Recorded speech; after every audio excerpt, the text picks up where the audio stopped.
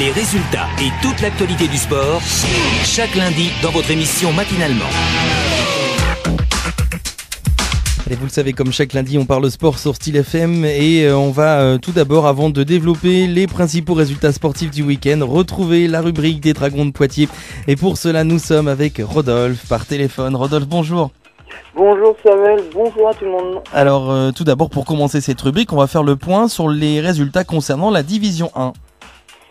Oui, alors ce week-end a eu lieu la dernière journée de la Division 1, donc l'élite, le meilleur niveau français. Alors, qu'est-ce que ça a donné Les Templiers d'Elancourt ont perdu face aux Cougars de Saint-Anne-le-Monde, donc les champions en titre, 20-37. Dans l'autre duel de nordistes, les gladiateurs de la Queue-en-Brie, donc Île-de-France, ont accueilli les Flashs de la Courneuve et ont également perdu 12-27. Donc pour l'instant, victoire des équipes qui sont allées jouer à l'extérieur. Et dans le duel du Sud, les Argonautes d'Aix-en-Provence ont battu les Dauphins de Nice 34-13. Donc comme c'était la dernière journée, c'était le point pour savoir quelles sont les 4 équipes qualifiées pour les phases finales, donc les playoffs. Et comme attendu, nous avons les Cougars de Saint-Anne-le-Monde qui sont premiers, donc ils vont accueillir le premier tour. Les Argonautes d'Aix-en-Provence, ils finissent à la deuxième position. Les Dauphins de Nice, qui se sont fait chipper la deuxième place par les Argonautes, donc eux ils sont troisième, les Dauphins de Nice. Et en quatrième position, on retrouve les Flashs de la Courneuve. Et ça va nous permettre aussi également de savoir qui descend de la Division 1.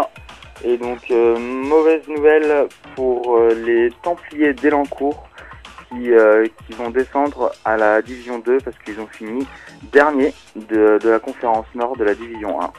Voilà. Et donc, ça veut dire que les gladiateurs de la Queue-en-Brie qui étaient promus, qui étaient les petits jeunes de la Division 1 pour leur première année, ils se maintiennent. Donc c'est une très bonne nouvelle pour eux, une moins bonne nouvelle pour les Templiers parce que c'est la troisième fois depuis leur histoire qu'ils descendent en Division 2. Ça c'est pour la conférence Nord, les Templiers d'Elancourt. Et dans la conférence Sud, c'est on le sait depuis le début de la saison, c'est les Kangourous de Pessac qui ont fait forfait général, donc eux ils descendent automatiquement en Division 2. Et est-ce qu'on connaît les équipes de Division 2 qui vont passer en Division 1 ? Alors on va connaître ce résultat-là le week-end prochain, parce qu'en fait il aura lieu le Rouen contre Le Mans, et le vainqueur montera à l'échelon supérieur.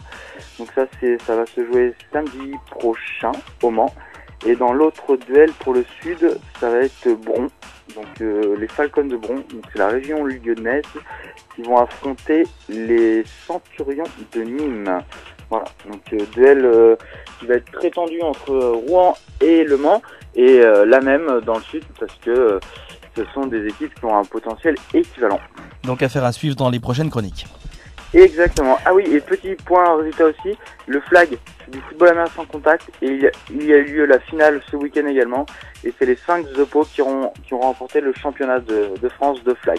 Voilà, c'est du 5 contre 5 en mix, c'est souvent proposé dans le cadre du scolaire pour les écoles et un peu tout le monde, voilà, c'est sympa. Donc c'est Pau qui est champion de France. Alors on va s'intéresser à présent aux conséquences de la réforme territoriale sur le football américain. Oui, donc on est tous au courant qu'il va y avoir de belles grandes régions, et donc ça a un impact sur le football américain en France, surtout au niveau des ligues. Donc il y avait la Ligue Poitou-Charentes qui était en place depuis 3 ans, la Ligue Aquitaine qui est une vieille ligue, qui a beaucoup d'années d'expérience, et la Ligue Limousin qui elle n'existait pas. Elle a été présente un moment puis dissoute, et donc qu'est-ce qui va se passer concrètement? Ces 3 ligues vont devoir fusionner. Alors avant qu'elles fusionnent, d'un point de vue administratif, elles suppriment, elles se dissouent, et après elles font une grande région, une grande ligue, et donc ça va s'appeler, je sais pas encore comment ça va s'appeler, mais c'est le même problème que la grande région sud-ouest. On connaît toujours pas le nom, effectivement. Ouais. Voilà, le ALPC, je sais pas quoi. Voilà. Et donc là, il y a une assemblée générale pour dissoudre la Ligue Poitou-Charentes le 12 juin, et je crois que c'est le le 26 juin, il y aura l'assemblée générale pour faire la grosse ligue. Donc toujours des bénévoles qui chapeautent en fait les championnats régionaux, la politique du coup c'est territorial du football américain, met en place les championnats et ainsi de suite. Donc c'est encore des bénévoles qui sont au-dessus des clubs qui proposent du football américain. C'est encore un travail de long, donc là c'est uniquement de l'organisation, et voilà, moi-même j'en fais partie de la Ligue Poitou-Charentes, donc il y a toujours des postes à pourvoir si vous êtes intéressé de vivre l'expérience Ligue football américain, donc faire la transition entre les clubs et la fédération. Vous envoyez un petit contact au Dragon et puis ils vont savoir vous rediriger. Voilà. À savoir que au sein des Dragons, nous avons le président de la Ligue Poitou-Charentes. Voilà, Aurélien Granier, qui fait du très bon boulot. Alors on va parler également ce matin des temps forts de votre dernière assemblée générale. Oui, donc non, c'est pas l'assemblée générale, c'est juste la préparation. Voilà. D'accord. Voilà. Donc la préparation à l'assemblée. Voilà, donc le conseil d'administration s'est réuni, a posé les sujets pour l'assemblée générale, comme une assemblée générale lambda, le rapport moral, bilan d'activité et financier, et quelques élections car on a un peu de mouvement au sein de notre bureau. Donc voilà, on a un poste à pourvoir. On a déjà des idées sur le poste. Je laisse du suspense quand même sur le candidat. Donc venez à l'Assemblée Générale pour savoir.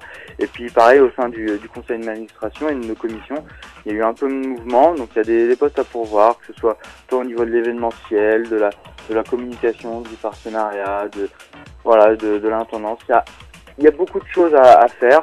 Soit prendre des postes de responsable ou juste à assister le responsable. Donc n'hésitez pas à venir rejoindre le staff Dragon pour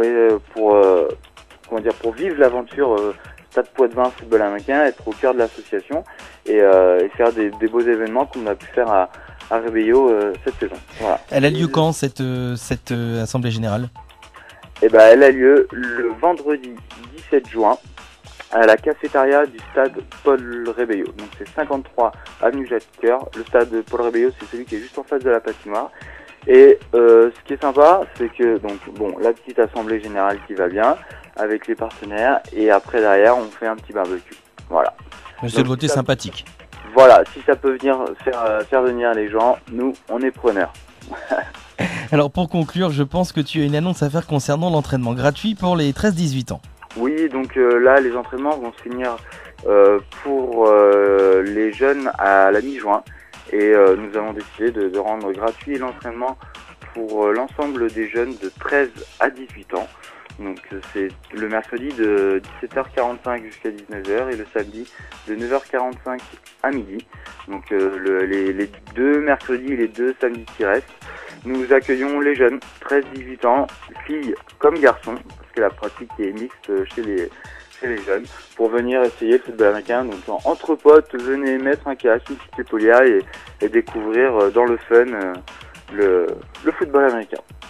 Peut-être faire du flag, pourquoi pas, comme on en parlait il y a quelques instants. Et peut-être aussi faire du flag. Bon, après on le propose pas d'un point de vue encadrement au fil de la saison, mais on peut aussi faire tout simplement un petit flag que l'on propose lors de nos animations dans les festivals ou les fêtes de quartier pour les collectivités. Voilà. Merci Rodolphe. Merci beaucoup Samuel. À lundi prochain pour une prochaine chronique des Dragons de Poitiers. On va parler football américain comme chaque lundi matin sur Style FM. À bientôt Rodolphe, merci. À bientôt.